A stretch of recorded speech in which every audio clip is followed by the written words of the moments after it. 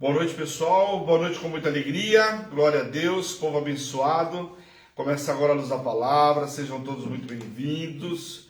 Pessoal da nossa rádio aí, boa noite com muita alegria. Glória a Deus pela vida de vocês. A gente interrompe o louvor, né? Toda segunda e quarta nós temos encontro marcado, interrompe o louvor e a gente entra na ministração da luz da palavra e vamos aí até às 8 horas da noite. Amém?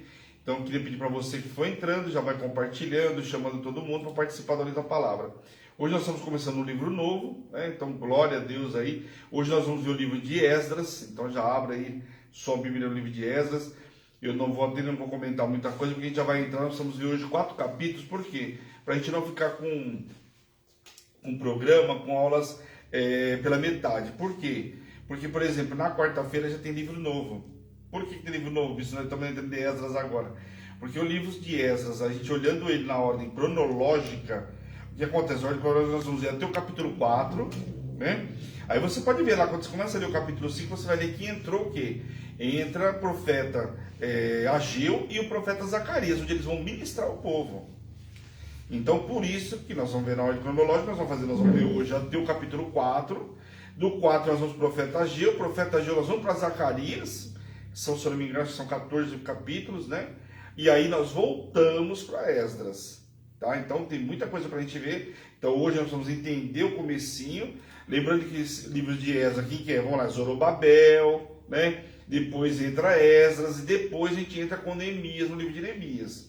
Então precisa entender todo esse processo aí. Por que entra o profeta Ageu? Eu vou estar comentando ao longo dos dias aí, tá? Mas só para você entender agora, por que entra o profeta Ageu e o profeta Zacarias? Porque a gente vai ver no livro de Esdras, para quem está na Hebron já há bastante tempo, né, ou é membro da Hebron, não vai ter dificuldade em partes. Por quê? Porque nós saímos do livro de Esdras agora mês passado. Esdras e Neemias nós vimos aí, que era justamente o mês que a palavra estava vigorando sobre a igreja. Só que com a luz da palavra, que eu preciso que você entenda, nós vamos vir de um outro formato, porque aqui é um estudo. Então não pense que eu estou na igreja, nós vimos o mês passado totalmente diferente. Nós vamos aprofundar e vamos ver no detalhe. Então algumas coisas talvez você vai olhar muito mais fácil. Mas, por exemplo, Ageu e Zacarias não foi mencionado no mês passado, não tinha nem porquê. Então o que acontece? O profeta Ageu e Zacarias, a gente viu que com Esdras a obra não para do templo, ela fica parada por um tempo lá, quase 17 anos a obra fica parada. E aí é onde entra os profetas para que a obra voltasse. Né? Chamando os profetas lá, e aí? Estão dormindo? Estão acontecendo? Então nós vamos ver isso ao longo deste mês, tá bom? Então nós, até o final do mês, com certeza a gente termina o livro de Esdras, não é tão grande, hoje nós vamos ver 4 capítulos. Então acredito, aí até o final do mês nós devemos ver, não terminar tudo Esdras, porque a gente vai para Ageu e Zacarias. Mas a gente vai dar tempo. Na quarta-feira a gente vê Ageu. Então hoje a gente vê até o capítulo 4. Quarta-feira a gente vê o livro de Ageu, que são poucos capítulos também, a gente vê de uma vez só. E na segunda-feira que vem a gente já entra em Zacarias. Tá? Então fica atento para você não perder nada. Esses livros aqui nós vamos ver, eles estão totalmente interligados. Então é importante que você veja, consiga ver com a gente na luz da palavra aí, porque vamos ver na ordem cronológica, ok?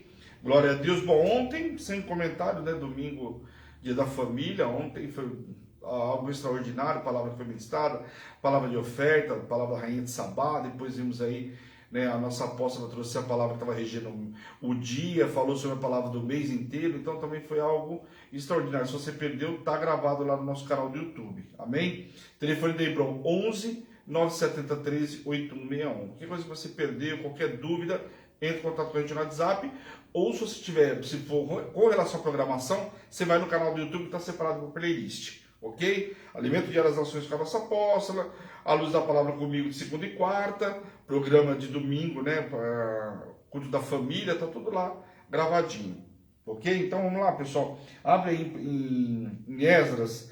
Eu, como sempre que eu vou fazer, apóstolo, boa noite com muita alegria. Boa noite com muita alegria. Hoje a Nilton está aí participando. Opa, aniversário, né? Nilton, parabéns, com muita alegria. Eu coloquei os parabéns aí pelo Face. Mas olha, eu confesso que a dona Rosélia postou uma foto, eu fiquei com inveja de estar sentada lá no jardim também. E quando a gente foi lá, uma vez até que estava calor, né? Mas a casa de vocês é uma casa muito gostosa na beira da estrada, mas sem estar na beira aquele barulhão, né? Então, muito gostoso a casa de vocês e a gente sempre é muito bem recebido aí. Então a gente vai naquela correria. Dessa vez, em nome de Jesus, poder ficar aí um dia inteiro aí conversando, batendo papo, né? E é muito bom estar com vocês. Então, parabéns, que Deus abençoe a senhora pelo seu aniversário, que Deus ilumine cada vez mais, né? Te dê muita saúde, muita felicidade, e pela tua família linda também, o Paulo, o seu Paulo e o Paulinho, né? Em nome de Jesus, nós estamos aí logo, logo, né? Espera que está chegando mais rápido do que imagina. Amém? Mas que Deus abençoe, que tenha tido um dia maravilhoso, né? Não sei se você foi trabalhar, né? Embora você quiser trabalhar perto, né? Mas é bom, às vezes a gente fala de trabalhar no dia do aniversário, só que é bom que todo mundo lembra, né? Então tem toda aquela movimentação. Mas eu vi todo mundo dando os parabéns na rede social, a senhora merece. Que Deus abençoe aí grandemente a vida de vocês. Amém? Bora lá, pessoal. Então bora lá, eu não vou me estender muito, porque a gente precisa ler 4 capítulos, são capítulos pequenininhos aí, mas só para a gente entender. Então, como de costume, eu falo sempre sobre o livro, quem escreveu, nós vamos dando os detalhes e a gente vai entrar no capítulo 1, ok? Então, o livro de Esdras. O livro de Esdras e Neemias constituíam originalmente um volume único. Aí é até fácil da gente entender, porque você vê que a história vai lá, Zorobabel, Esdras, Neemias, né? Porque começa a construção do templo, volta a construção do templo, e a gente tem a Neemias lá reconstruindo os muros. Lembrando que Neemias e Esdras também, né? Não só aqui no livro de Esdras, mas Neemias, a gente vai ver que ele chama Esdras também, porque tinha que voltar aos cultos e coisa e tal, né? O templo estava, os levitas já não estavam mais lá, tinham abandonado, porque não tinha recurso. Nós vamos ver lá o livro de Neemias. Então você vê que é um livro que originalmente era um único livro, tá? Como o livro de Daniel, partes do livro de Esdras foram escritas em aramaico, o idioma da Babilônia. Lembrando que o povo estava voltando da Babilônia. Teve muita gente, pessoal, que nasceu na Babilônia. Lembre-se, quando levou cativo, eles ficaram 70 anos lá, 70 anos, imagina o que multiplicaram. Se você pegar 400 anos no Egito, o quanto esse povo multiplicou, bispo, mas é muita gente quando você fala de 2 milhões, 3 milhões que saíram do Egito, né? Quando saíram de lá, fala que multiplicou porque desceram 70 na época de José, lembra? 70 desceu lá. José tinha descido, né? José, a esposa, os filhos, mas desce lá mais os familiares, lá Jacó e todos os filhos, as mulheres, enfim. E os netos. Descem todo mundo, lá eram 70. E como que se multiplicou tanto? Se você vê a história lá em Êxodo, fala o quê? Que mandaram matar os primogênitos, por quê? Porque as mulheres hebreias eram férteis demais. Como se mal a mulher tivesse um filho e já vinha outra na sequência. Então por isso se multiplicou, né? Por quê? Porque Deus era com eles e a fertilidade ali era muito, né? Então aqui você fala, nasceu muita gente na Babilônia. Foram levar o cara 70 anos lá, teve gente que ficou. Inclusive fala, nós vamos ver, o próprio profeta Ezequiel falou isso, nós vamos ver com Zacarias também, que alguns, inclusive, que estavam voltando para Jerusalém, não viram o templo, a primeira construção do templo, ou seja, o primeiro templo antes de ser destruído pela Babilônia. Muitos nem viram quando foram queimados, antes de ser queimado. Então, para eles vai ser a primeira oportunidade. Amém? Então, a tradição hebraica atribui ao sacerdote e escriba Esdras a autoria do livro que leva o seu nome. O livro narra os esforços dos exilados que retornavam da Babilônia para reconstruir o templo, sob a liderança de Jesua, o sumo sacerdote, não é Josué, algumas traduções falam Josué, ele é o sacerdote, e Zorobabel, que governava a região. Então, lembrando que era um governador só de Judá. Você vai ver, os estudos vão falando, né? Tinha tantos governadores, é como se fossem prefeitos aí, eu já cansei de falar isso, mas é importante, vamos lá. É como se fossem prefeitos, aí você tem o presidente, mas tem vários. Não tinha um rei, mas tinha vários governadores aí. Então aqui tinha como se fosse um governador regional. Então tinha um de Judá e era aqui em Zorobabel. E Jesus era o sumo sacerdote. Foram os primeiros a retornarem aí, né? Esdras era um escriba muito instruído e competente e foi carregado pelo rei Artaxerxes, encarregado, né, pelo rei Artaxerxes, de ensinar os estatutos da lei mosaica ao povo em Israel. Embora possa ter havido muitos grupos de exilados que retornaram da Babilônia a Jerusalém, as escrituras mencionam apenas 3. Seria o que? O primeiro grupo que retornou lá em 536, logo quando Ciro, né, domina a Babilônia, dá o decreto que é sob a liderança de Zorobabel, né? O segundo grupo em 457, já com a liderança de Esdras, né? Então olha quanta coisa acontece aqui, o espaço, o intervalo de tempo aí.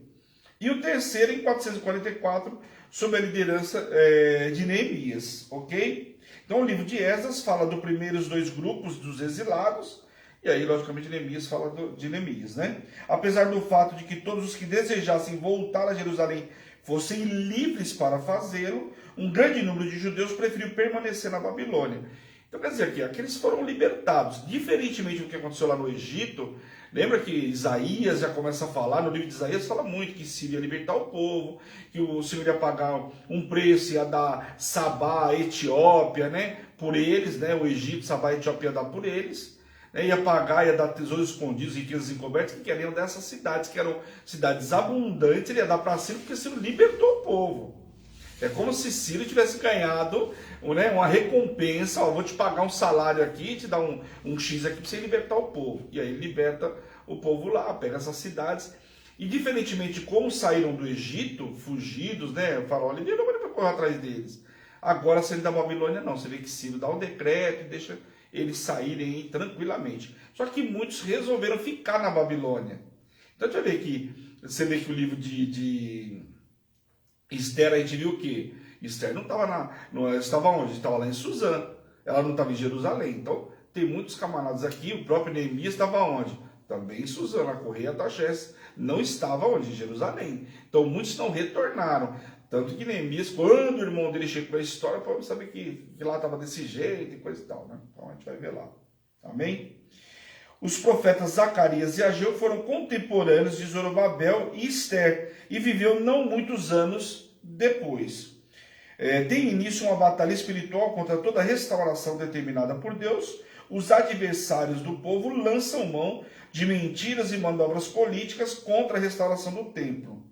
Ele também restaurará o ofício dos levitas, sacerdotes, apregoará um grande jejum, armas espirituais que garantirá a ele e ao povo uma viagem de vitória e livramento contra o inimigo e promoverá uma grande confissão de pecados pelo povo, que culminará com a separação dos estrangeiros do meio de Judá, hará que as contaminações do passado não se manifestem novamente. Então nós vamos ver que vai ter que fazer uma limpeza, né? Está voltando, o povo volta com um monte de contaminação, precisava se livrar da idolatria, das estrangeirices, e aí nós vamos ver que tem um detalhe, né, no livro, né? Que é uma parte são os casamentos que casaram com o povo estrangeiro, coisa que era permitida lá na lei mosaica.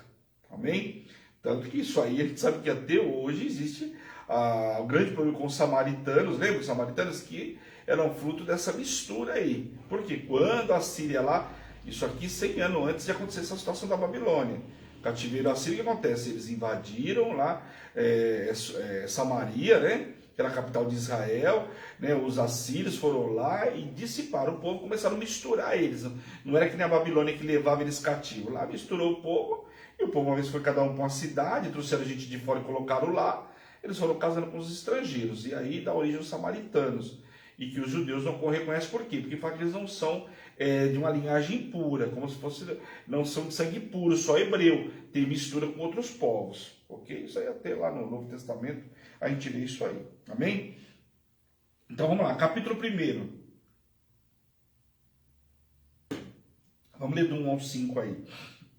No primeiro ano de Ciro, rei da Pérsia, para que se cumprisse a palavra do Senhor por boca de Jeremias, despertou o Senhor o espírito de Ciro, rei da Pérsia, o que fez passar pregão por todo o reino, como também por escrito, dizendo: assim diz Ciro, rei da Pérsia: o Senhor Deus do céu deu a todos os reinos da terra e me encarregou de lhes edificar a casa em Jerusalém de Judá.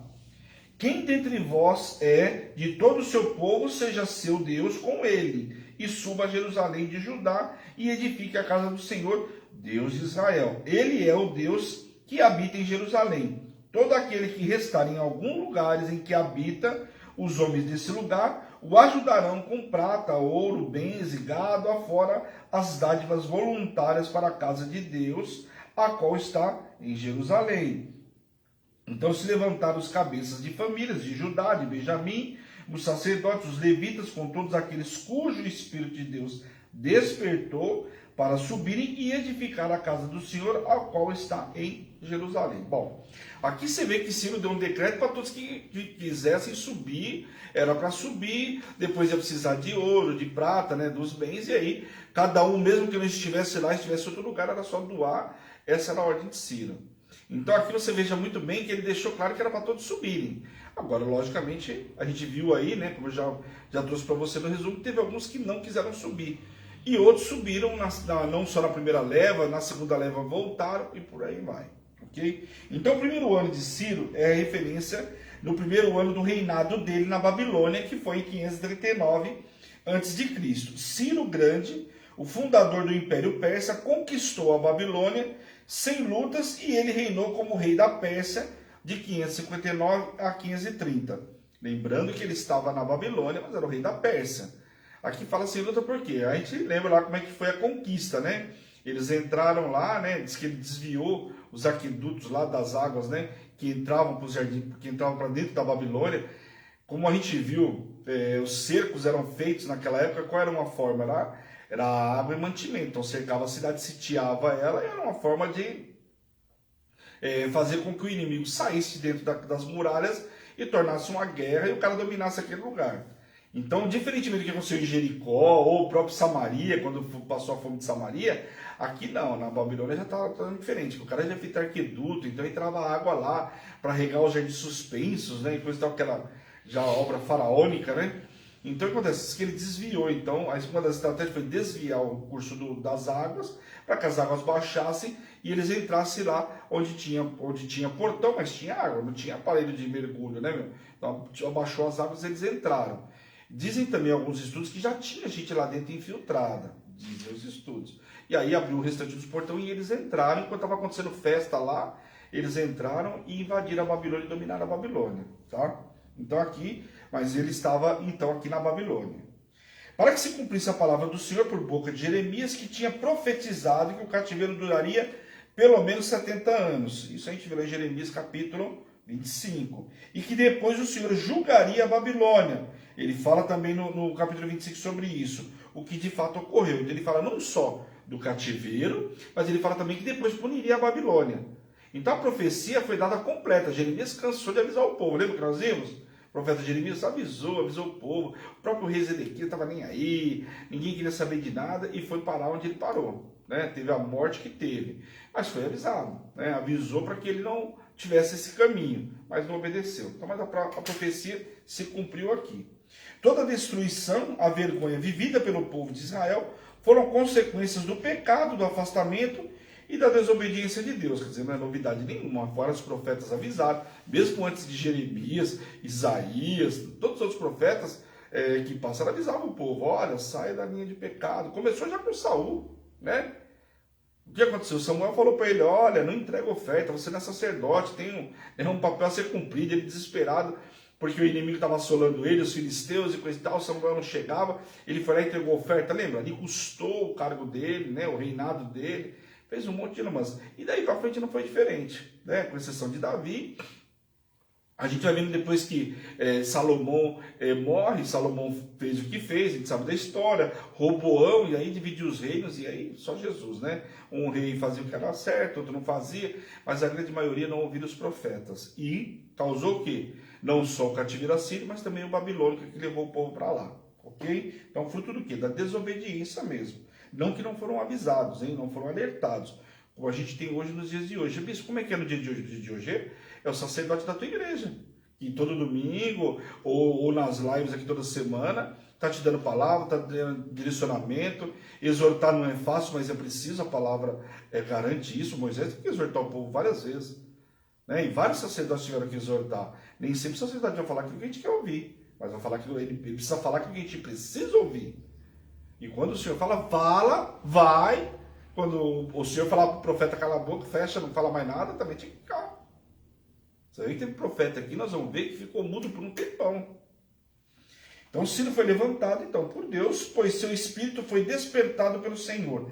Apesar dele não pertencer ao povo hebreu, ele tinha consciência da obra que precisava realizar. O Senhor inclina o coração para o lado que ele quer. Com convicção, moveu-se pela concretização do propósito de Deus, a restauração do templo em Jerusalém. Vale ressaltar que o decreto para a reconstrução emitida por Ciro foi profetizada mais de 100 anos pelo profeta Isaías. Então, olha só, tudo isso aqui 100 anos antes o profeta Isaías já estava falando. Porque o profeta, lembra que o profeta Isaías foi de 740 a 700 a.C. Ou seja, 700 anos, porque a primeira investida em Jerusalém foi por volta do ano 605, 606, quando foi lá e começou a levar os primeiros deportados, que foi quem? Daniel e essa leva aí. Então você vê que 100 anos antes, o profeta Isaías estava alertando sobre tudo isso. Quer dizer, passaram 100 anos e o povo continuava achando que isso era ficção. Parece o dia de hoje, né? A gente fala, olha, né? O final dos tempos está chegando. Esse final do tempo é você de cara criança, nunca vai chegar, não vai chegar. Então, tá bom. O povo achou também que não ia chegar aqui, né? O auxílio que os israelitas receberiam de seus vizinhos não judeus na reconstrução do templo é similar à ajuda que uma geração anterior havia recebido dos egípcios no Êxodo. Então, olha só o que está falando a passagem aqui. Lembra que eu falei que o Ciro deu um decreto que era para os vizinhos ajudarem? O povo, quando saiu do Egito, lembra que as hebreias entregaram ouro, entregaram um monte de coisa, tanto que com esse ouro fizeram até um bezerro de ouro quando Moisés estava lá pegando a lei. Lembra? Eles não saíram de mão abanando. O Senhor fez os egípcios entregarem ouro, prata, coisa e tal para eles.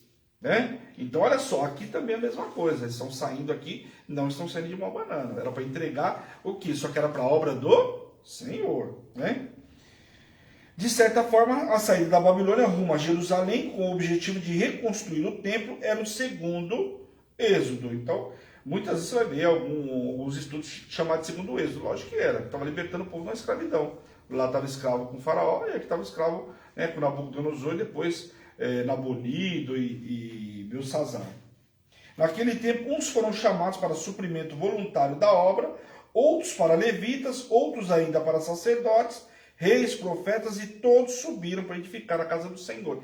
Então tinha várias pessoas, já tinham ofício, vinha da descendência de Levi, tinha já uma história, esse povo todo tinha que ser levantado, vem, cada um tem a sua função para exercer aqui dentro do reino. Essa era a conversa. Levanta, cada um vai fazer uma coisa, o outro que você tem um pouquinho mais de poder aquisitivo, você vai ajudar com as ofertas e por aí vai. Era para todo mundo se reunir como uma igreja primitiva mesmo. Cada um vai fazer aquilo que, né? Você tem um ofício, você é o melhor carpinteiro, você vai cuidar disso. O outro que é pedreiro vai cuidar daquilo outro. Mais ou menos assim. Todos os que habitavam nos arredores incluíam os vizinhos não judeus, então ajudaram com objetos de prata, ouro, gado e coisas especiais. Assim como os judeus que queriam permanecer na Babilônia. Tinham que ajudar também. O povo retornou para Jerusalém e foi julgado não só por vizinhos, mas pelo próprio rei Ciro, o qual ordenou a devolução dos utensílios do templo que tinham sido levados por Nabucodonosor. Lembra que Nabucodonosor, quando ele queima o templo lá em 586, ele leva os utensílios, deixa lá e não mexe com nada disso aí.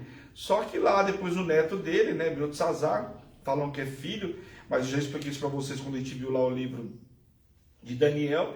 O que acontece? Beltesazar vai lá e resolve fazer uma festinha lá no dia, inclusive da visita que a Babilônia, que os persas entraram lá para dominar a Babilônia. E o cara pega todos os utensílios lá e vão tomar umas e se divertir, e começa um dedo escrever na parede lá. Estão lembrados? Essa passagem aqui. Mitredate, o tesoureiro, não se trata do mesmo mencionado em Esdras 4:7, tá? É outro.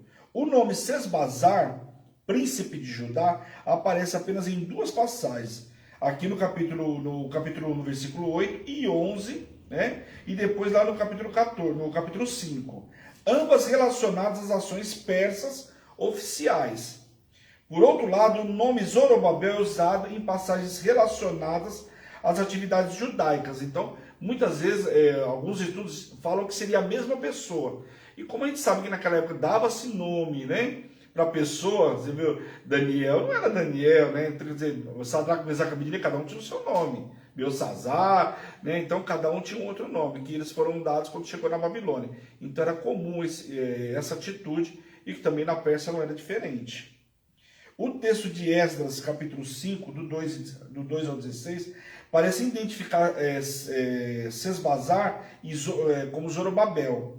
É possível que o primeiro fosse um nome pelo qual Zorobabel era conhecido nos círculos persas, mas ainda há outras duas possibilidades, que seria qual? Alguns estudos sugerem que após a morte de Sesbazar, seu trabalho teria sido continuado por Zorobabel. Isso seria uma tese dos estudos, que a Bíblia não deixa claro, tá, pessoal? Outros sugerem que Sesbazar é outro nome dado para Senazar, que aparece lá em 1 Crônicas, capítulo 3, versículo 18, que seria tio de Zorobabel, tá? Quanto à expressão príncipe de Judá, significa que ele era e pertencia à linhagem real davídica. Zorobabel, ou Sesbazar, era neto do rei Joaquim.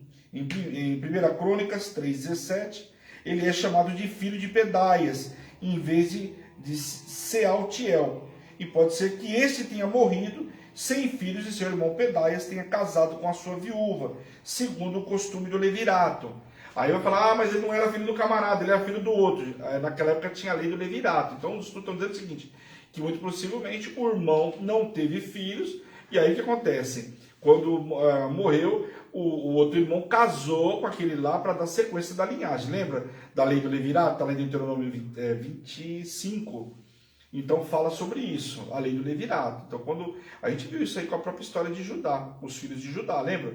Um dele morreu, ele dá o outro, até que o rapazinho não quer, né, ter relação com a cunhada e lança o esperma no chão, lembra dessa passagem?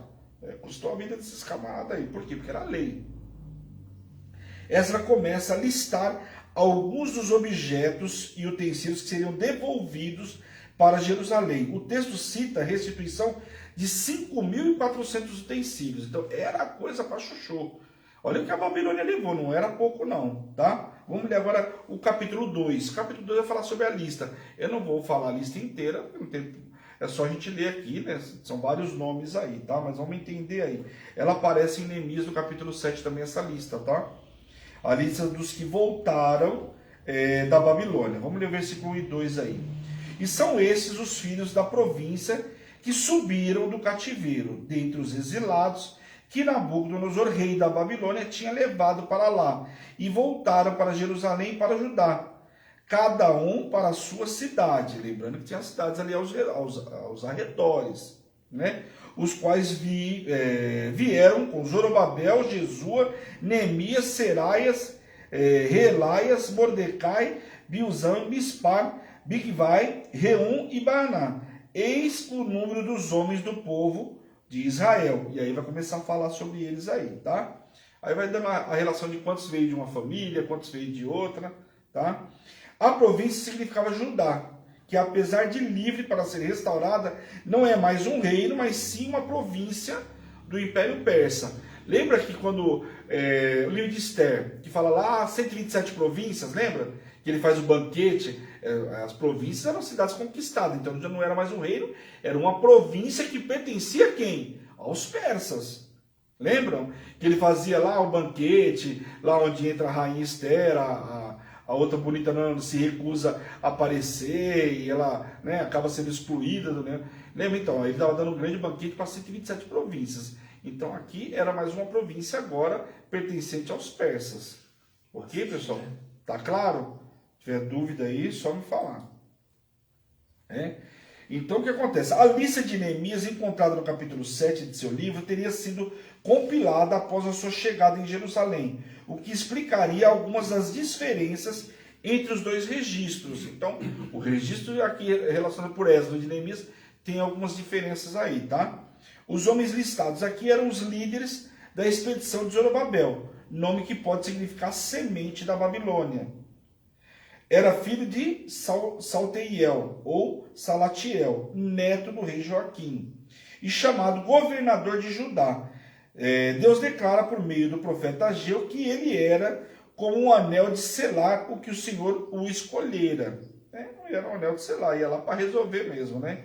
Neemias, aqui registrado como líder, não era o mesmo que iria reconstruir os muros de Jerusalém 90 anos depois. Então, como a gente viu aqui o nome de Neemias, não é o mesmo Neemias que aparece lá. A gente sabe que na Bíblia tem vários com o mesmo nome, mas aqui esse Neemias não é o mesmo lá, ok? Mordecai não era o homem de igual nome e figura de forma tão destacada no livro de Esther. Lembrando que o cara lá, o cara no livro de Esther, o cara era o bambambam, lembra? No final, acabamos de ver Esther aí. O cara era o manda-chuva lá, né, meu? Ele substituiu a Amã, o cara tinha um poder para tudo. Então, manda prender, manda soltar. Manda prender, manda soltar. A minha tá aqui nessa listagem, ok?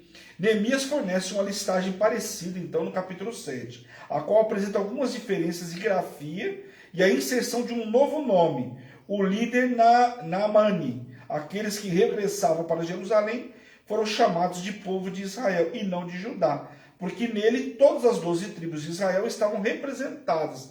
Então aqui é importante, aqui você vê que fala sobre o povo de Israel e não o povo de Judá, porque, lembre-se, quem foi para a Babilônia foi o povo de Judá, que os reinos tinham sido divididos. Agora, quando está voltando, está falando de um povo só, acabou esse negócio de divisão. Quer dizer, se viesse samaritano, ou viesse de onde fosse lá, seria um povo só. Agora a gente vai ver que Zorobabel não vai aceitar samaritano na reconstrução do templo, não. Vamos ver aí.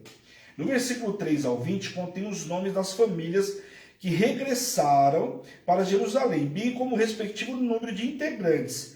Possivelmente eles teriam sido o povo cujas casas ficaram na cidade de Jerusalém. Então, muitos provavelmente o que voltaram esse povo que estava com casa em Jerusalém, que tinha casa lá antes de ser colocado fogo, foram os que primeiro voltaram. Tinha gente que nasceu lá na Babilônia, talvez o cara não tivesse curioso com nada, porque nasceu na Babilônia, né?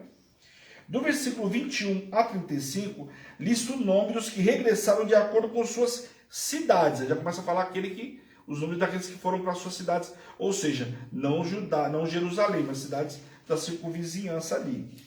Talvez o registro trate primeiro dos habitantes de Jerusalém, né? E por isso concentre-se nos moradores fora da cidade depois, ok? A soma total de sacerdotes é de 4.289. Esse número consistia em... Parece muito, não parece? Só de sacerdote não parece muito? Presta atenção agora. Esse número consistia em cerca de 10% dos remanescentes que estavam regressando, como mestre da lei e com aqueles que lideraram a adoração no novo templo. Os sacerdotes eram indispensáveis para o restabelecimento do serviço do templo, para que o culto de Deus fosse restaurado e o povo tinha de receber instrução e render ao Altíssimo a verdadeira adoração. Então veja que aqui é muito pequeno. Se você pegar lá quando tem o censo lá com Davi, você vê que o número era exorbitante. Tinha muito, porque, lembre-se, pessoal, a terra que o povo, né, que foi conquistada, que Josué peregrinou lá, que Josué conquistou com o povo, era muita terra. Tanto que os levitas não tinham terra específica, eles ficavam espalhados entre todo o povo. Por quê? Para poder cuidar das situações que envolviam, né, a parte espiritual. Era muita gente, então tinha muito sacerdote, não era pouco. Os levitas auxiliavam os sacerdotes no templo e ensinavam a lei ao povo. Comparados ao número de sacerdotes que regressaram para Jerusalém, é impressionante como poucos levitas foram com eles. Outros levitas estão incluídos em lista especial. Nós vamos ver depois no versículo 41 e 42. Observação. De acordo com 1 Crônicas 23:4, durante a época de Davi, 24.000 levitas estavam envolvidos na adoração a Deus. Então, olha quantos sacerdotes aqui, e é o que eu falei para vocês, eu anotei aqui até para não esquecer. Olha quantos levitas estavam envolvidos na adoração aqui, na época de Davi. 24.000. E agora nós estamos falando de 4.000 sacerdotes. Então, presta atenção como o número aqui era bem pequeno, ou seja, né, 10% aí.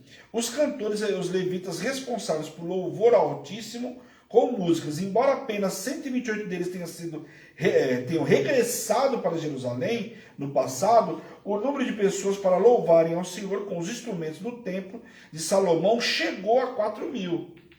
Então você vê que aqui só 128 voltou para cantar aqui. Né? Você vê que na época de Salomão tinha 4.000 lá só cantando. Olha só. Os porteiros, que também eram levitas, lembra? Lá a gente tinha também os caras que ficaram lá, os porteiros que ficavam responsáveis pelas portas, eram levitas também. Lá em 1 Crônicas 26 você vê isso. Impediu que pessoas não autorizadas entrassem na área restrita do templo. Havia 139 deles no regresso para Jerusalém sob liderança de Zorobabel. Comparando este número com os 4.000 porteiros que guardavam o templo durante a época de Salomão, é nada, né? Então, gente, quando a gente fala do templo de Salomão, era algo, 12 portas. Não eram 12 portas pequenas, não eram 12 portinhas de casa, gente, eram 12 portas. O negócio era, eu já falei para vocês, o tamanho que era aquilo lá. Então, para você ver, muros com 100 metros de altura, você vê, a Babilônia mesmo tinha muros com 100 metros de altura. Então, não está falando de uma vilinha, o negócio era muito grande. Então, a quantidade de gente que se usava, né, de levita, sacerdote, e o cara nasceu naquela linhagem, ele já ia para o sacerdócio. Completou 19 anos, o cara já ia para o sacerdócio. Essa era a realidade. Né? Os servidores do templo, algumas traduções chamadas de netineu, em 1 Crônicas 9 fala que eles eram diferenciados dos sacerdotes e dos levitas. A tradição judaica identifica-os como os gibeonitas, designados por Josué para auxiliar os levitas nas tarefas mais subalternas. Então aqui está falando de uns levitas, né, um povo aqui diferenciado, porque lembra quando Josué faz aquela aliança com os gibeonitas, vão lá se fingem de coitadinho, que estava lá, que vieram de longe, né, com a roupa esgarçada, o pão embolorado, o odre já, né, apodrecido, coisa e tal. E aí Josué faz aliança com eles, não pode matar eles, lembra? O que acontece ali? Josué fala para eles, porque vocês me enganaram, eu vou consultar os seus braços. Você fez aliança com ele, agora não podia fazer nada. A palavra lá era como uma chancela, não podia voltar atrás. E aí o que acontece com Josué? Josué é obrigado a ir para a guerra, inclusive para defender os gibeonitas. Ó, os caras estão vindo aqui para me matar. Josué vai ter que ir lá e vence 5 reis de uma vez só por causa dos gibeonitas. E aí os gibeonitas ficam lá, ele fala lá na passagem, vocês vão servir água, vai pegar água, vão fazer todo o serviço. Então aqui aparece eles também. Os gibeonitas estão voltando para continuar servindo água. Que destino, hein? Os filhos dos servos de Salomão estão relacionados aos netineus, servidores do templo. Os dois grupos estão somados juntos, né? Como a gente vai ver lá em Neemias. Os filhos dos servos de Salomão provavelmente provinham dos habitantes de Canaã na época de Salomão, ou seja, eram descendentes dos amorreus, heteus, fariseus, heveus, jebuseus, os quais Salomão havia contratado para construir o templo. Isso a gente vê lá em 1 Reis capítulo 5. Porém, esses últimos filhos dos servos de Salomão tiveram permissão para regressar a Jerusalém, embora não pudessem provar sua origem judaica. Porém, sem ter como evidenciar sua genealogia, foram rejeitados pelo sacerdócio de acordo com a lei de Moisés. Então, aqui chegou lá, você não tem linhagem, amigão, você não pode participar do templo. A gente sabe que era proibido pela lei mosaica. O governador Zorobabel foi cuidadoso em seguir a lei anunciada que os candidatos a sacerdote não comessem das coisas sagradas, e que significava que eles não deveriam participar de funções sacerdotais. Quer dizer, o povo tinha acabado de ser liberto, né, da Babilônia, fruto do pecado, e errar agora já justamente naquilo que significava entregar a oferta ao Senhor, fazer a obra do Senhor. Não dava para errar aqui, né, meu? Vamos ler o versículo 63 aí. Que diz assim: o governador lhe disse que não comessem das coisas sagradas até que se levantasse um sacerdote com o Urim e o Tumim. Lembrando que o Urim e o Tumim, o que era, pessoal? Aquelas pedras, né? Vai jogar por sorte até que se levantasse um, chegasse na tribo certa, para colocar o cara que ia ficar responsável por tudo isso. Quem que foi levantado assim como rei? Saul foi assim, foi jogando até cair na tribo dele, até cair ele estava lá escondido atrás das malas. Lembra dessa passagem? Ele estava lá escondido atrás das malas, o quê? E olha que a gente sabe que ele não era pequenininho, né? Davi era pequeno, mas ele, ao que tudo indica, ele devia ser alto, aí, sei lá, perto dos 2 metros de altura, porque o cara, a roupa dele ficou balançando em Davi, estava escondido atrás das malas. Então foi jogado aqui, o Urim e o Tumim. Aqui novamente estão fazendo isso aqui até chegar esse sacerdote. Então, o Urim e o Tumim eram pedras consagradas usadas para determinar a vontade divina. Está lá em Êxodo 28. Lembrando que isso quando o Senhor não falasse através de sonho, não desse nenhum tipo de revelação, aí eles iam usar dessa maneira, ok? 42.360 foram números individuais listados no capítulo 2, que somam apenas 29.818. É possível que a soma maior inclua as mulheres que não foram nomeadas na lista. Então, aparece 42 mil, depois 29 mil. Então, provavelmente aqui tivesse incluído as mulheres na segunda lista, que é essa que está maior. Tá? Os cantores relacionados aqui não eram os do templo, que a gente viu no versículo 41. Havia cantores profissionais contratados para banquetes, festas e funerais. Isso a gente vê muito lá no Novo Testamento, né? A criança morreu, chama lá os caras para cantar lá, né? Vamos lá. O capítulo, inclusive em 2 Crônicas, na morte de Josias, fala sobre isso, que contrataram pessoas para cantar, tá? e sua presença podia denotar luxúria. Em 2 Samuel capítulo 19 também, Barzilai diz ser velho demais para merecer cantores com o presente de Davi. Lembra que Barzilai ajuda Davi, e Davi fala, vão comigo, e ele fala, não, eu já estou velho, eu vou só te atrapalhar, eu não mereço cantores, eu não mereço que você gaste nada comigo, olha só. E aí ele manda levar o filho dele, lembra? Então aqui é essa outra passagem aí, só para vocês verem que isso aqui existia naquela época. Parece que vários judeus tinham alcançado prosperidade enquanto viviam na Babilônia.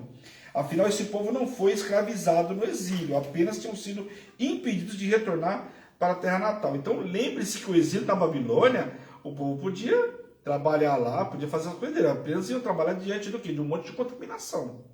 Então, mas assim, e o que eles tinham sido impedidos era o quê? De voltar para Jerusalém e não tinham como entregar o holocausto ao Senhor. Mas muitos se enriqueceram, inclusive, na Babilônia, viu? O grande número de cavalos listados aqui também sugere riqueza entre os que regressaram para Jerusalém. Como que os camaradas teriam agora cavalos, tinham aumentado o número do que tinha? Obviamente que se enriqueceram lá. Agora, enriqueceram diante da graça de Deus? Não, né? Antes dessa época, Israel usava esse animal somente na guerra e em cerimoniais. Apenas os muito ricos e bem armados possuíam cavalos. Os ricos também possuíam mulos, que já eram escassos em Israel. Então você vê que os caras que tinham cavalo aqui não era qualquer um, o cara tinha um poder aquisitivo aí razoável.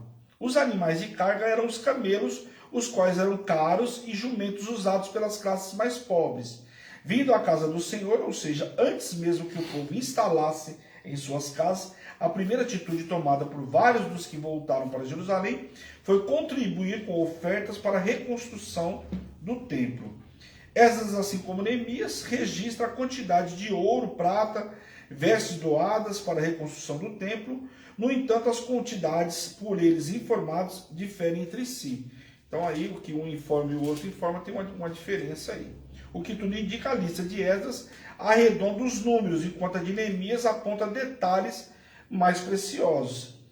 É possível também que as duas listagens tenham sido apresentadas em épocas diferentes de contagem. Talvez uma na Babilônia e então mais tarde em Jerusalém. Então aí tem uma diferença no meio do transporte aí, né? O transporte, um contou na Babilônia tinha um tanto, o outro contou em Jerusalém já tinha outro tanto, né? Será que no meio do transporte aí perdeu alguma coisa no meio do caminho? Fala sério. Daricos eram moedas persas de ouro, que pesavam cerca de 2/10 de uma onça, o peso de uma moeda de 25 centavos. 5.000 arratéis correspondiam a cerca de 3 toneladas de prata, então era muita coisa. Os sacerdotes, os levitas e todo Israel representavam de toda a nação as 12 tribos e estavam agora de volta à terra. O processo dava conforme as promessas de Deus e podia começar a ser cumprida. Apesar de toda a desobediência passada, o povo que estava cativo e retornava a Jerusalém conhecia os valores espirituais preservados pelo profeta do exílio e tinha o desejo real de ver a casa de Deus restaurada. Lembra que o profeta foi levado lá em espírito, viu tudo isso, né? Eles conheciam as bênçãos decorrentes de ter uma oferta no altar e de ser participante de uma obra que ajudaria a mudar a história do seu povo. Vamos ver o capítulo 3. É levantado o altar. Vamos ler capítulo 1 ao 5. 3 do 1 ao 5. E chegando o 7º mês, e estando os filhos de Israel já nas cidades, ajuntou-se o povo como um só homem em Jerusalém, e levantou-se Jesua, filho de Josadac, e seus irmãos, sacerdote, e Zerubabel, filho de Selaltiel, e seus irmãos, e edificaram o altar do Deus de Israel, para sobre eles oferecerem holocausto, como está escrito na lei de Moisés, homem de Deus. Firmaram o altar sobre suas bases, e ainda que estavam sob o terror dos povos e de outras terras, ofereceram sobre eles holocausto ao Senhor de manhã e à tarde. Celebraram a festa dos tabernáculos, como está escrito, e ofereceram holocaustos diários, segundo números ordenados para cada dia. Olha quando a gente fala de oferta, hein? Quando administra oferta de domingo. Ofertas diárias. E depois disso, os holocaustos contínuos e os sacrifícios das festas de lua nova e de todas as festas fixas do Senhor, como também o dos que traziam ofertas voluntárias ao Senhor. Então aqui você vê que agora o cara estava entregando. Você vê como que ele precisa sair do exílio? A gente fala, ministra oferta, né? Não vai entregar oferta, não sei o quê. quando sai do exílio, depois de passar um tempinho na Babilônia, o cara quer entregar a oferta como? Todo dia. Uma das primeiras atitudes daquelas que retornaram a Jerusalém foi a construção do altar. O 7º mês era consagrado para o povo judeu. Em seu primeiro dia era realizada a festa das trombetas, como a gente vê em Números, né, capítulo 29. No 10º comemorava o dia da expiação. E no 15º dia a festa dos tabernáculos. A expressão usada como um só homem significa que o povo chegava com um desejo comum de adorar a Deus. Em obediência à palavra de Deus, os israelitas observavam a festa dos tabernáculos, ou das tendas, né, como em algumas traduções, que comemorava a viagem da primeira geração no deserto, lá saindo do Egito.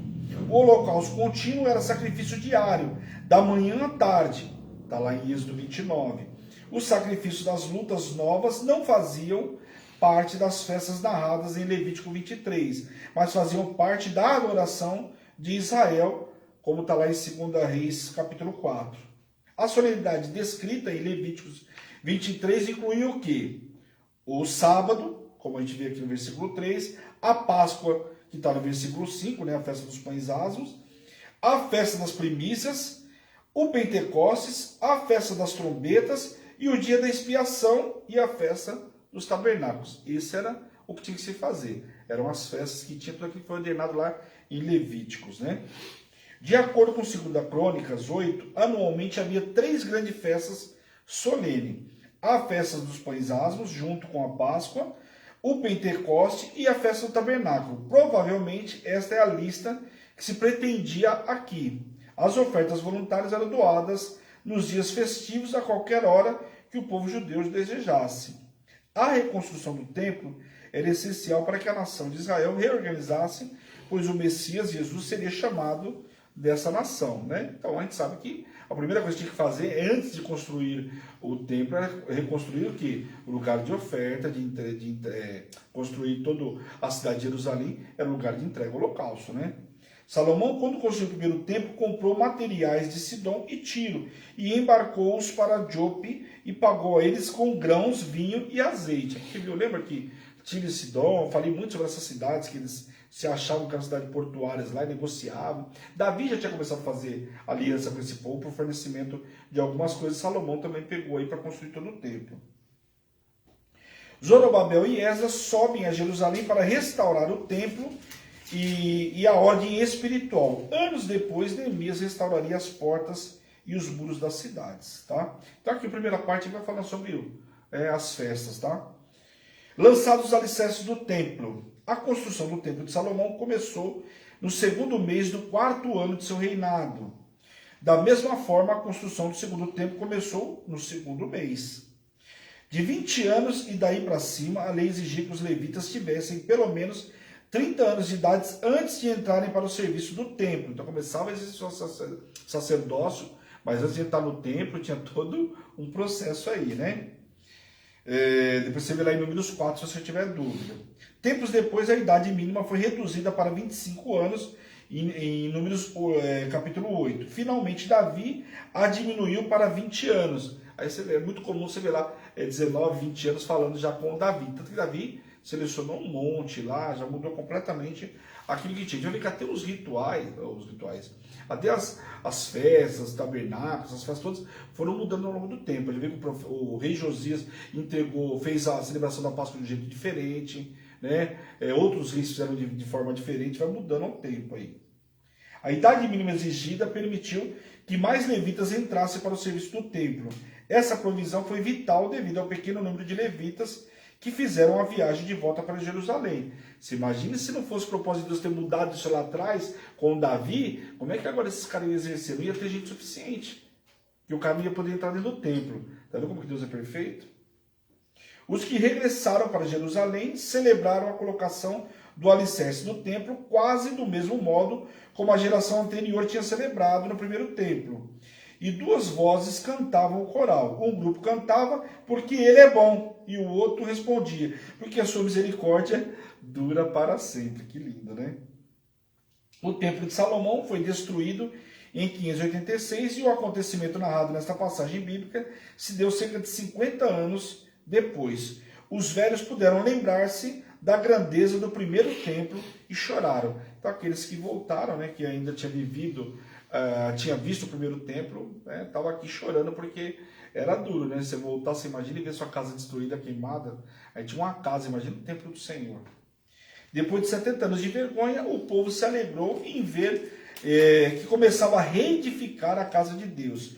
Mas muitos que conheceram o templo de Salomão se entristeceram, pois ainda vivia das lembranças de um passado de glória que não voltaria mais, né? Quer dizer, por mais que mexesse, não ia ser igual foi feito por Salomão, né? Capítulo 4, vamos lá para a gente fechar o capítulo de hoje. Eu devo passar uns 5 minutinhos, tá, pessoal? Mas a gente precisa, para a gente já entrar no livro de Ageu, não ficar 2 livros diferentes aí. Os inimigos fazem, né, parar a construção do templo. Vamos ler do 1 ao 3 aí.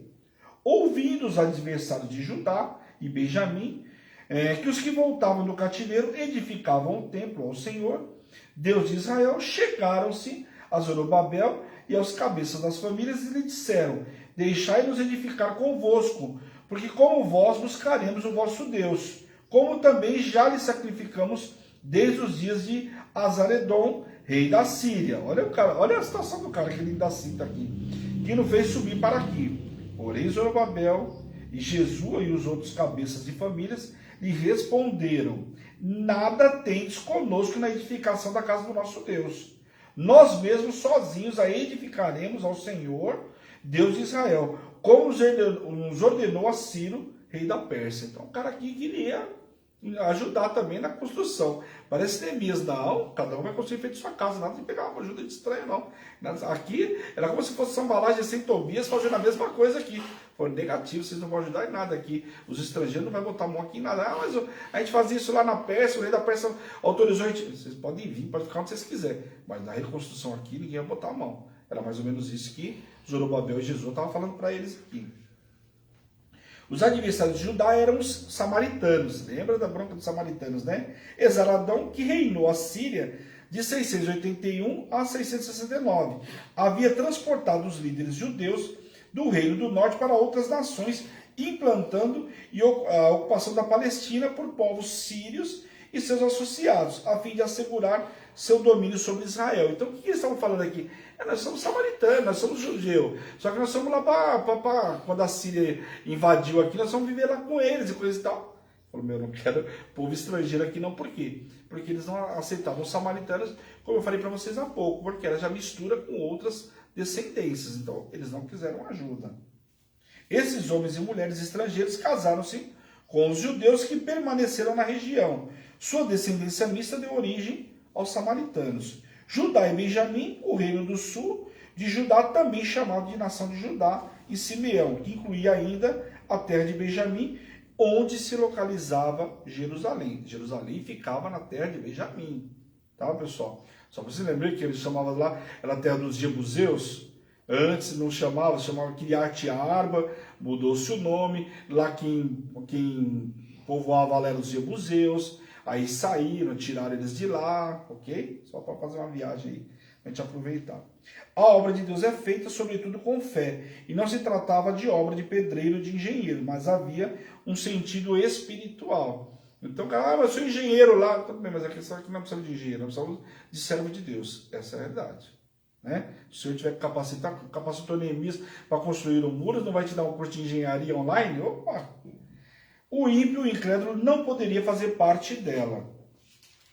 Os samaritanos não usaram um nome apropriado para Deus, talvez sugerindo que seu entendimento acerca do Senhor ainda era completamente insignificante. Então, lembrando aqui que não necessariamente aqui era um hebreu, né, samaritano, casou com uma mulher samaritana. Tinha alguns dele que já eram fruto do quê? De um casamento entre um judeu e um estrangeiro. Tá? E aí o cara vem aqui, mas eu tenho uma parte do sangue meu, mais ou menos isso. Como resultado, eles introduziram o perigoso sincretismo, que consistia na mistura da verdadeira adoração a Deus com a veneração de falsos deuses. Eles adoravam vários deuses, sincretismo, eles adoravam vários deuses, né? E esse era o pecado que, a princípio, havia causado a deportação dos israelitas. Eu já fiquei 70 anos aí na Babilônia, fiquei 30. Caí no mesmo erro, logo na primeira aqui. Às vezes a gente cai, viu? para aceitar a ajuda desse povo aí, meu. Eu sei porque eu fui para lá, justo por causa disso aqui. Negativo, quero você andando comigo não, amigão. Quando disse, não convém que vós e nós edifiquemos casa do nosso Deus, esta advertência não se tratava de uma recusa rude, mas sim de uma rejeição justa. Os que se prontificaram a ajudar o povo que voltou do cativeiro não eram amigáveis, mas adversários, e ainda que oferecessem sacrifícios ao Senhor, eram idólatras, pois também serviam outros deuses. Então não é porque o cara vem aqui e está se mostrando, eu entreguei oferta para Deus, vai entregar oferta para Deus e entregar oferta para o diabo também. Era exatamente isso.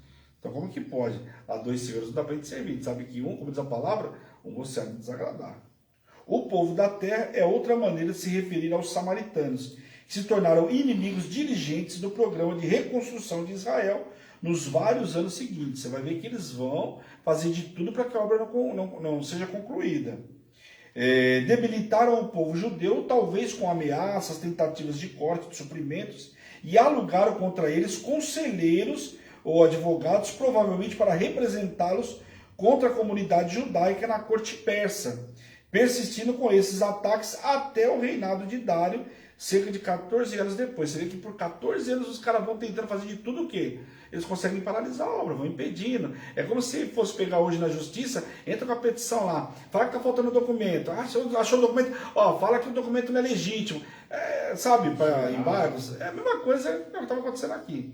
Eles eram de tudo para que a obra saísse. Só como que eles iam impedir a obra se o decreto de Ciro? Mas agora quem está lá não é Ciro, manda um papel lá e vamos tentar. E o importante era ganhar tempo. E até que fizesse o quê? Com que o povo de Deus cansasse, né? Essa era a realidade, né? A ordem de Deus ao povo de Israel foi clara, eles não deveriam se misturar com os estrangeiros. Vamos ler o versículo 4 e 5 aqui. Então as gentes da terra desanimaram o povo de Judá, inquietando-se no edificaram. Alugaram contra eles conselheiros para frustrarem o seu plano, todos os dias de Ciro, rei da Pérsia, até o reinado de Dário, rei da Pérsia. Então, quer dizer, cansaram eles com tudo isso aí, conseguiram embargar, conseguiram fazer de tudo, até vir um outro camarada para ficar no lugar que era já Dário. Quando Dário I morreu, em 486, o seu filho Assuero, cujo nome grego era Xerxes, reinou em seu lugar, de 485 até 465. Trata-se do mesmo rei apresentado no livro de Esther. No início de seu governo, os samaritanos escreveram-lhe uma carta esperando que ele impedisse os judeus de concluírem a obra do templo. O que tudo indica, não obtiveram êxito com a carta. Mandaram a carta para ele, mas parece que o rei não deu muita importância para a carta. Talvez por causa de quê, né? Lembra lá, o mesmo lá de Esther, né? Provavelmente o cara deu a carta, não deu importância lá. Ou então falou assim, eu vou deixar aqui para Mordecai olhar, né? Para Mordecai olhar. Artaxerxes, o longânimo, né? Que reinou de 464 a 424, foi o sucessor de seu pai Xerxes, e igualmente recebeu uma carta do samaritano contra os judeus. A referida correspondência estava escrita em caracteres aramaicos e foi traduzida ou lida em voz alta em aramaico, como a que os samaritanos enviaram a Assuero. Esta carta também foi ignorada. Quer dizer, você vê que eles estão tentando embargo. Foi na primeira corte, foi para o Supremo. Se fosse para o STF hoje aqui, estava resolvido, né? Mas, né? As cartas enviadas pelos samaritanos refletiam o ponto de vista de toda a província. No início da correspondência repleta de retórica e floreios, foi planejado para pressionar politicamente o rei persa. Então tinha um monte de... Aqui fala floreios, enfeitaram o pavão, fizeram um monte de coisa, tudo o seguinte, ludibriar para conseguir parar a obra, né? Alguns nomes são citados, eram membros de um povo especialmente devotado ao rei da Pérsia, que tinham posição de destaque entre os colonos da Síria. Osnapar provavelmente era outro nome para Assurbanipal, rei da Síria. Isso é muito falado, você vê em muitos estudos, Assurbanipal, rei da Síria, que completou a transferência iniciada por Esar-Edom, que a gente falou agora há pouco, os caras falaram, mas Esar-Edom deixava a gente entregar a oferta. A carta endereçada ao rei colocava o povo como teus servos, ou seja, vassalos. Em sua introdução, os homens estavam declarando ao rei sua lealdade e informando a rebelião do povo judeu. se colocando como os vassalos dele, nós estamos aqui para te servir, mas ó, o povo judeu aqui está se rebelando contra vocês. Eles alegaram que o povo judeu estava reedificando aquela cidade rebelde e malvada. A rebelião a qual os samaritanos se referiam foi ao longo do período em que os exércitos da Babilônia foram forçados a cercar Israel. Vão restaurando os seus muros, os judeus talvez tivessem dado início à construção dos muros da cidade, mas ainda faltava muito para terminá-los. Então é possível que eles tivessem tentado até construir os muros, mas pararam. Aqui o que acontece? O que eles usaram de estratégia? Eles falaram para o rei, ó, vocês estão lembrados, vai lá consultar, você vai ver que esse povo aqui, quando a Babilônia foi invadir eles relutaram, eles não se entregaram, eles se cercaram dentro de Jerusalém, é um povo rebelde. Logicamente já está escrito, porque isso de fato aconteceu. Só que isso aconteceu com a Babilônia. Não que era uma outra situação e agora não era mais os babilônicos, eram os persas. Então você vê como que eles usaram de estratégia para embargar a obra? Eu te conto parte da história. Eu não te conto o desfecho, mas eu conto a primeira parte da história. Olha, o cara era ruim assim de fato. Eles resistiram. Então só contou a parte da história que interessava para eles. Então quando chegou lá em cima, os caras falaram, eles são rebeldes. Foram olhar lá, de fato, eles eram rebeldes naquele momento. Porque estavam resistindo à Babilônia. Os samaritanos sugeriram ao rei procurar em seus registros oficiais para ver se Jerusalém tinha sido destruída no passado por causa de rebelião, o que é verdade. Foram lá consultar de fato. O rei de Zedequias não quis se entregar, quis fugir para o Egito, o Nabucodonosor teve que ir lá e botar fogo em tudo. Então, de fato, tinha acontecido. Então, você vê, novamente, que o cara está contando só a história que interessava. O rei da Babilônia, Nabucodonosor, tinha conquistado Jerusalém anos antes, porque ela havia se rebelado contra ele. Era só pagar tributo e ficar lá, seguindo as ordens deles, e ficar como era quando se dominava algum reino. Ponto. A carta dos samaritanos concluía com a advertência de que, se o rei não interrompesse os judeus, eles perderiam não só a renda, mas também o domínio sobre Jerusalém e a região além do Eufrates. Então, olha só, né? Essa mesma estratégia, quem que usou essa mesma estratégia? Amã, para convencer o rei do decreto para matar os judeus, lembra? Uma estratégia bem semelhante. Vamos ler o versículo 17 e 18 aí para a gente terminar. Então respondeu o rei a Reum, o comandante, e assim sai o escrivão e seus companheiros que habitavam em Samaria, como aos restantes que estavam além do Eufrates. Paz. A carta que nos enviastes foi distintamente lida à minha presença. Então, bom, tá aqui, ó. A carta que vocês mandaram foi lida na minha presença. Eu já entendi a carta. Só que, né, carta essa produzida com nada que ajudava o povo judeu. Só falava aquilo que interessava. A carta, então, foi lida para o rei e explicada. Em busca nos registros oficiais do rei, confirmou a alegação dos samaritanos a respeito de uma rebelião, uma sedição por parte do povo de Jerusalém, sem dúvida referindo-se a revoltas do rei Joaquim, Joaquim e Zedequias. Então, quer dizer, estava de fato, esses reis se rebelaram, não queriam pagar tributo e estava batendo banana para a Babilônia. Eles queriam pegar, como os Zedequias queria fugir para o Egito. Tanto que Nabucodonosor tem que fazer o quê? Pegar Nabuzaradã, ir lá, cercar, resolve o negócio do Egito, volta e pega o povo lá. Né? Pega inclusive Zedequias lá, fura os olhos dele, toda aquela história. Então, de fato, aconteceu. Então o rei aqui estava com uma petição para ele que teoricamente fazia sentido. Ele constou na história. Só que a parte B dessa história não estava na página seguinte, estava mais para frente dos acontecimentos. Então o cara foi lá, consultou, aquela parte de fato existe, mas não consultou o restante das páginas, né? Aí fogo, né? Então consultou e realmente de fato estava lá. O fato dessas revoltas terem sido contra a Babilônia e não em oposição à Pérsia não era importante. O cara que fez com um vai fazer com o outro. Para quem está lendo só uma parte da história, os persas tinham se tornado os herdeiros do Império Babilônico e eles levariam a sério um relatório como esse. Pô, se eu estou dominando aqui agora, um relatório desse, eu quero saber o que está acontecendo. Os governantes persas também descobriram que os reis judeus haviam dominado uma grande região. Tanto Davi quanto Salomão tinham possuído uma expressiva esfera de governo. E os reis subsequentes aspiraram à antiga glória desses dois. Quer dizer, o cara queria conquistar o mesmo tanto de terra, né? O rei persa Artaxerxes ordenou que o povo judeu judeus parassem seu trabalho no templo, mas deixou aberta a possibilidade de uma futura mudança na política. Anos depois, a pedido de Neemias, a decisão foi revista. Você vê que o mesmo rei que depois libera Neemias para ir lá, né, aqui parou a obra. Olha, não que ela não possa seguir lá na frente, mas por enquanto vai parar. Porque até o que eu estou lendo aqui, a história faz sentido para a obra. Observação.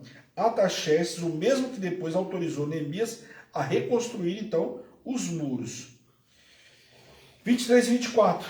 E fechamos. Depois de lida a cópia da carta do rei Artaxerxes, perante Reum, Sinsai, o escrivão e seus companheiros, foram eles expressamente a Jerusalém, aos judeus, e de mão armada os forçaram a parar com a obra. Cessou, pois, a obra da casa de Deus, a qual estava em Jerusalém. E isso até o 2º ano do rei Dario, rei da Pérsia. Ou seja, ficou parada essa obra por 17 anos. Então eles conseguiram o que eles queriam. Conseguiram o embargo lá, uma autorização, e pararam a obra por 17 anos. A expressão, a força pode sugerir que os opositores do edito real teriam demolido parte do muro já restaurado, os que poderiam ser uma porção de entulho que Neemias descobriu quando chegou em Jerusalém. Então, muito provavelmente, quando lembra que Neemias fala, quando ele vai entrar lá, que teve que descer do cavalo em alguns lugares, tem um monte de escombro, que muito provavelmente, quando eles chegaram aqui à força, derrubaram os muros que estavam começando a ser reconstruídos. Os estudos falam isso, que os muros iam começar, porque, é natural, você vai reconstruir os muros para depois começar a construir lá dentro com segurança. Então, que haveriam começado aqui, e que quando eles chegaram com toda essa força aqui, foram quebrando tudo aqui, colocando tudo no chão de novo. E por isso que Neemias teve grande dificuldade lá, tá bom? E aí a gente termina o capítulo 4, pessoal. Queria pedir desculpa para vocês, passei aí 5 minutinhos, mas a gente viu todo Esdras aqui, até o capítulo 4 aqui. Como eu falei para vocês, a obra vai ficar parada por 17 anos, e aí nesse intervalo, quem que vai entrar? Entra o profeta Ageu e Zacarias. Vocês vão deixar a obra parada? E aí ele vai exortar o povo, vai chamar o povo, vai ser duro com o povo. Se prepara, quarta-feira eles vão ver o profeta Ageu aí, ele vai ter que pegar pesado. Vocês vão aceitar uma sentença dessa? E aí você vai falar, poxa, mas por que ser duro com o povo? É a mesma coisa você receber uma sentença médica, você vai fazer o quê? Você vai aceitar? Não, não vou aceitar essa sentença. Espera aí, eu tenho uma liberação, meu Deus me deu uma palavra. Era a mesma coisa aqui. Ciro tinha dado um decreto, Deus fez Ciro dar um decreto. Então, peraí, eu não vou aceitar esse decreto. Eu vou brigar, eu vou lutar. E a gente vai ver que isso acontece com o que aconteceu aqui. O povo de Deus aceitou essa situação e parou de lutar.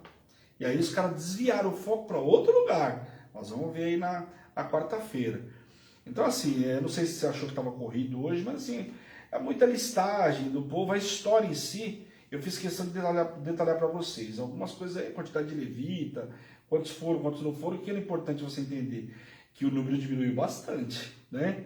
E como que quem conseguiu, né, parar a obra aí foram os samaritanos. Lembrando que os samaritanos eram um povo misto, né, de Israel com o estrangeiro. Olha quem que fez aqui de tudo para parar a obra do Senhor, né? Então, amém, pessoal? Glória a Deus. Então vamos lá, bora orar, descansar, e quarta-feira tem mais. Estão ansiosos aí para o estágio aí. Amém? Feche seus olhos por um instante.